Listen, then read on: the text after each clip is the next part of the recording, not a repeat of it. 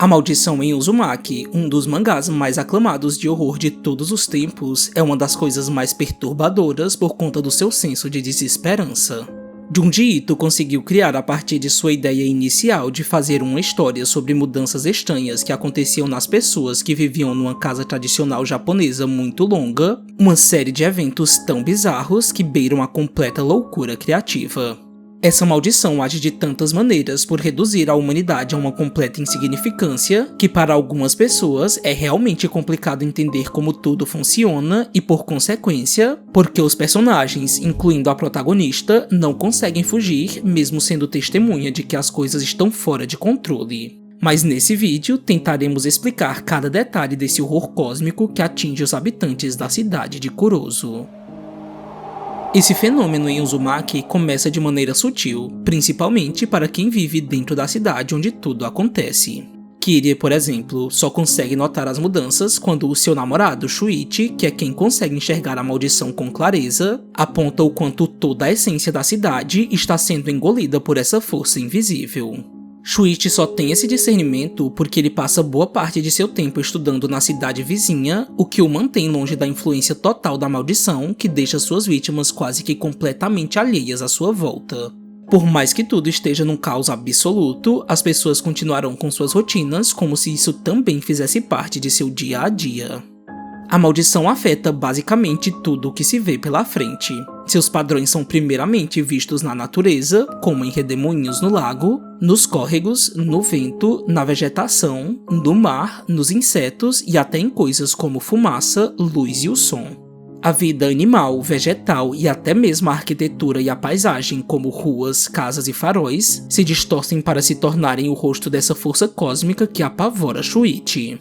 Com os requisitos certos, as pessoas também são transformadas em verdadeiras bizarrices quando a obsessão, um dos maiores temas do mangá, entra em suas vidas. Antes de passarem por metamorfoses grotescas e perturbadoras, a maldição atinge a mente das pessoas de maneira igualmente brutal. Saito, o pai de Shuichi, é o primeiro caso a ser mostrado no mangá como o de uma pessoa que se entregou completamente à obsessão pelas espirais. Ele começou observando conchas de caracol, até que seu fascínio o levou a colecionar uma quantidade absurda de itens que tivessem padrões espiralados, como tecidos, cachos, desenhos, fitas adesivas, fósseis de crustáceos, incensos, molas e kimonos. Shuichi conta para Kirie que seu pai só comia ou tomava banho se antes ele fizesse um redemoinho na água e na comida, e ele até largou o emprego para se dedicar ainda mais a esse vício. Mas o ápice da loucura aconteceu quando ele descobriu que o seu corpo tinha adquirido a capacidade de girar como as espirais que ele tanto amava. Saito percebeu que sua língua podia se enrolar como uma centopeia e que seus olhos giravam como se estivessem soltos de suas órbitas, o que o levou a um dos momentos mais perturbadores em todo o mangá. Ele quebrou todos os ossos de seu corpo para caber dentro de uma banheira, pois ter espirais já não era mais suficiente, ele precisava se tornar uma. A mãe de Shuichi também é levada à loucura, só que diferente de Saito, isso acontece através do medo.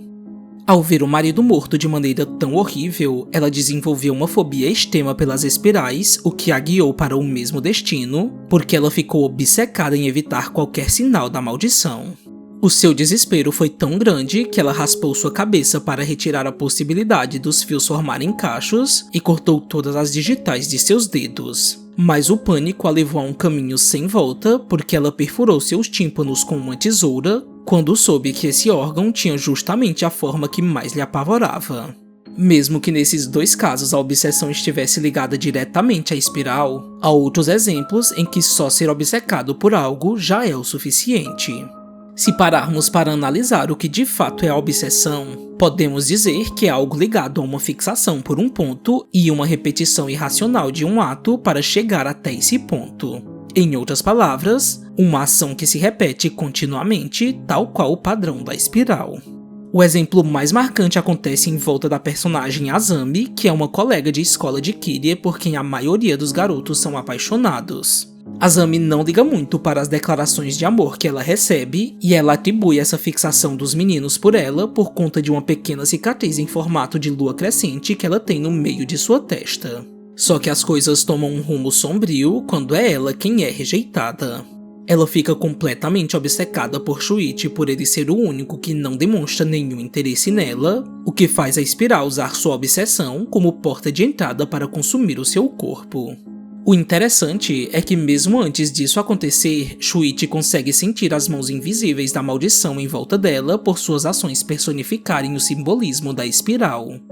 Em capítulos posteriores, ele conta que a espiral tem um magnetismo de fazer as pessoas olharem para o seu centro e, coincidentemente, a maldição Yazami se manifesta exatamente na cicatriz que ela deduz ser o motivo para os outros a admirarem. Outra colega de escola de Kirie, Sekino, também manifesta a espiral através dessa obsessão em ser notado pelas pessoas. Seus cabelos, que é o alvo de sua disputa com Kirie, é manipulado pela espiral e acaba a matando quando suga toda a sua energia vital. Yamaguchi também é mais uma das vítimas que se encaixa nesse padrão, mas seu caso é ainda mais peculiar. Quando estava vivo, ele era obcecado não só em dar sustos em todo mundo, mas também em querer chamar a atenção de Kirie por quem ele era apaixonado, porque assim, as pessoas ficariam surpresas por ele ter alguém como ela, o que faria ele ser o centro das atenções. Essa paixão platônica o leva a fazer o impensável, porque ele entra na frente de um carro para mostrar para Kirie que ele estava disposto a tudo. A sua morte foi igualmente horrível como da maioria dos personagens que são vitimados na história, mas ela não terminou dessa forma. A maldição das espirais deu continuidade para a obsessão dele no pós-morte. Kirie viu um brinquedo que tinha sido um presente de Yamaguchi para ela ganhar vida avisando que ela ainda não estava livre dele, o que a fez ser perseguida por seu corpo em decomposição no cemitério quando ela foi com Shuichi verificar se era verdade o que o boneco possuído havia lhe dito. Nesses 3 casos em específico, a maldição encontrou brechas para agir usando o simbolismo da obsessão de suas vítimas, mas há outras ramificações de sua influência que torna a vida dos moradores dessa cidade num completo beco sem saída. A maldição também age como uma espécie de contágio. Por mais que isso possa soar como um completo absurdo, essa palavra se perde no meio de tantos exemplos vistos nessa história. Mas alguns dos personagens são atingidos quando entram em contato com alguns animais ou objetos que tenham de algum modo os padrões espiralados que podem ser físicos ou simbólicos. Num dos capítulos mais bizarros e nojentos do mangá, e acredito que um dos piores destinos escritos por Ito em todas as suas histórias, temos os caracóis humanos, que são basicamente a representação do quanto a maldição desumaniza completamente suas vítimas, e nos lembra que essa história é sobre uma força que reduz os humanos no completo anulamento de existência. Somos apresentados a Takayama, um menino conhecido por ser lento tanto fisicamente quanto mentalmente, e que só aparecia na escola em dias chuvosos. Nesse caso, não temos como saber ao certo como a maldição conseguiu afetá-lo, mas podemos supor que tenha sido por mesmo sem intenção ele acabar sendo o centro das atenções, porque esse comportamento era bastante gritante para todos da escola. Mas o mais importante é o que acontece quando ele se transforma.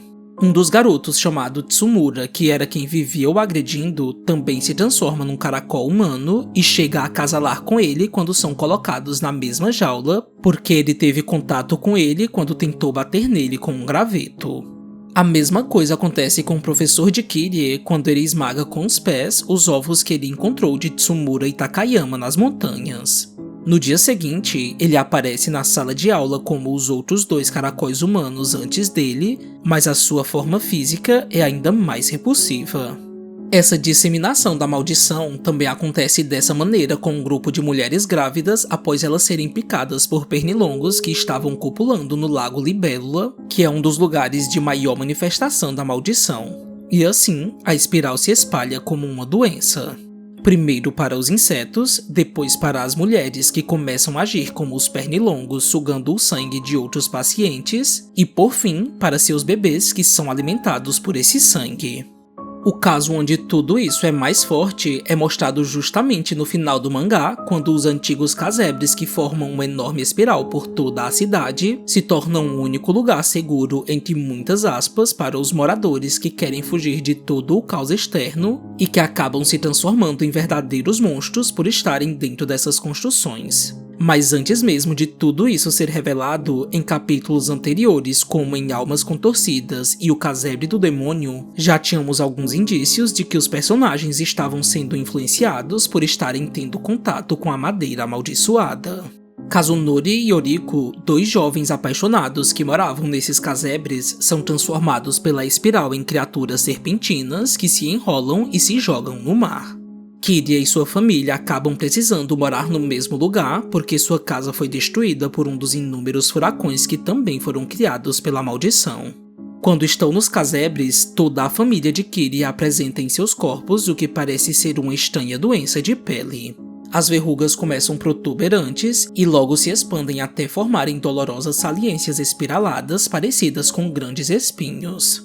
A maldição, nesse caso, age exatamente como uma doença, e os personagens até mesmo discutem sobre a possibilidade de estarem assim por conta de uma infecção, já que os antigos moradores também haviam ficado da mesma forma.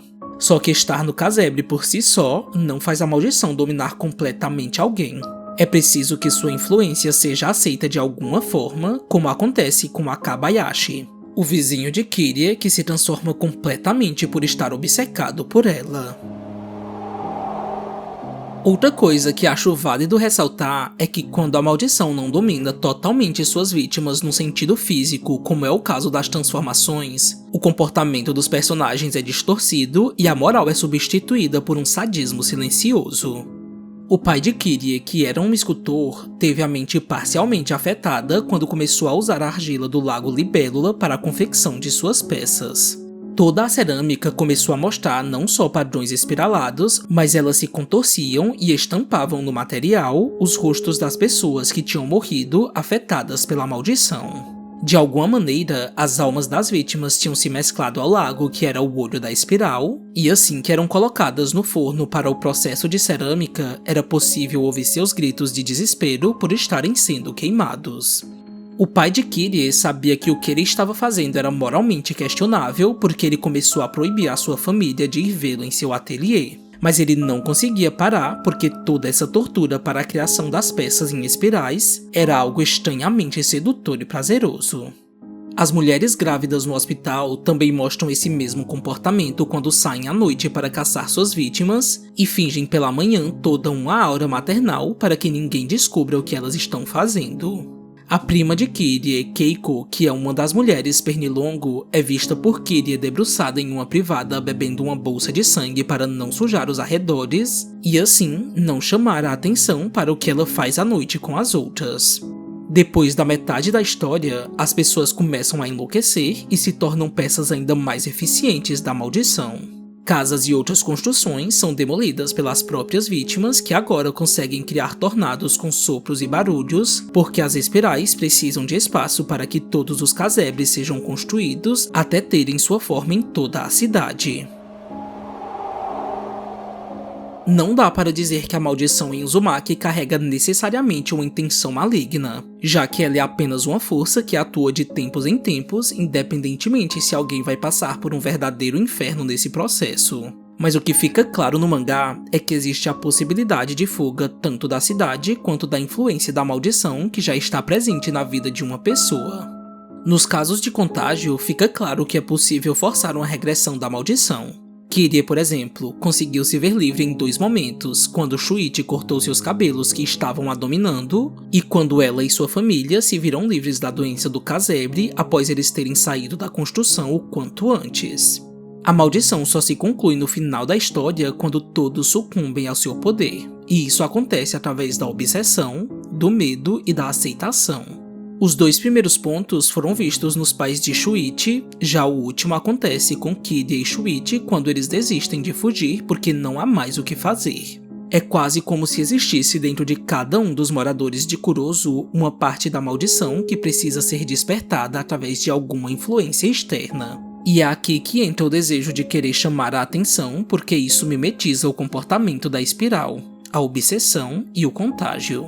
Uma das amigas de Kirie conta para ela que após as ondas de furacões, muitas famílias tinham conseguido sair da cidade e que mesmo quando eles eram cremados em outros lugares, a fumaça dos crematórios ainda formava no ar um padrão espiralado. Ou seja, essas pessoas conseguiram escapar quando ainda era possível, mas manifestaram na morte parte da maldição dormente.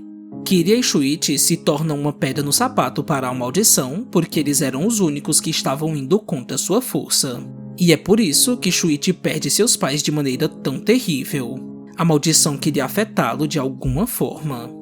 Quando os furacões começam a acontecer, Kirie chega a ouvi-los chamarem o seu nome, o que pode dar uma impressão de que isso só está acontecendo porque ela é a protagonista, mas não é bem assim. Os furacões só a perseguem pela cidade para fazê-la ceder através do medo. O furacão joga destroços na direção dela, chega a sugá-la para o alto, mas quando nada disso a convence do contrário, a maldição a mantém viva, a lançando dentro do lago Libélula. Quando o Wakabayashi quase a pega nos casebres para provavelmente matá-la, a espiral o elimina antes que isso aconteça porque ela também não se deixa levar nem mesmo numa situação em que sua vida estava correndo perigo. O último indício de que a maldição quer que Kirie sucumba é mostrado exatamente no final da história, quando ela despenca da escadaria e é socorrida pela maldição para chegar a salvo no chão.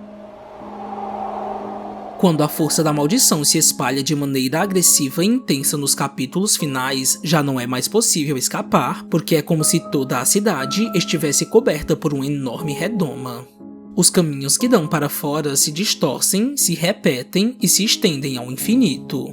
Por mais que alguém caminhe em linha reta, em algum momento a pessoa vai acabar voltando para o exato lugar como se nunca tivesse saído de onde começou. Até mesmo as saídas marítimas se tornam fugas frustradas e até mais perigosas porque a maldição simplesmente cria enormes redemoinhos que engolem qualquer coisa. Não dá para escapar pelo ar, pelo mar e nem pela terra. Por conta de tudo isso, muito se fala do porquê Kirie não fugiu quando teve inúmeras oportunidades, mas acredito que ela já estivesse sendo influenciada pela maldição em algum nível, porque mesmo vendo um show de horrores acontecer, isso não era bem de sua exclusividade, porque os outros moradores também estavam presenciando as mesmas bizarrices e ainda assim estavam seguindo com suas vidas, então não é como se ela fosse fugir porque viu algo assustador. A maldição lança sobre suas vítimas uma realidade completamente absurda que é absorvida de maneira natural. Kirie nunca fugiu porque, além de não querer abandonar a sua família, ela era como qualquer outro habitante da cidade, apenas uma pequena poeira diante dessa força cósmica. Shuichi, por outro lado, acaba sendo arrastado para dentro de tudo o que ele queria fugir porque Kirie era a única coisa que ainda o mantinha atado à cidade. O que o faz ter que aceitar essa realidade inescapável de maneira ainda mais trágica, porque desde o começo, ele sempre foi a voz da razão.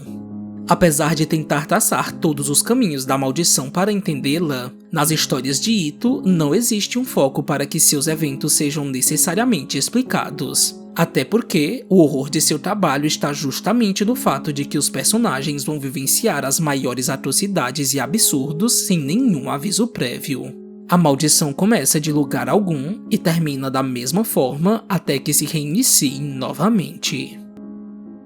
Espero que você tenha gostado do vídeo e não se esqueça de deixar seu comentário sobre o que você achou e de se inscrever no nosso canal. Enfim, até mais e nos vemos no próximo vídeo.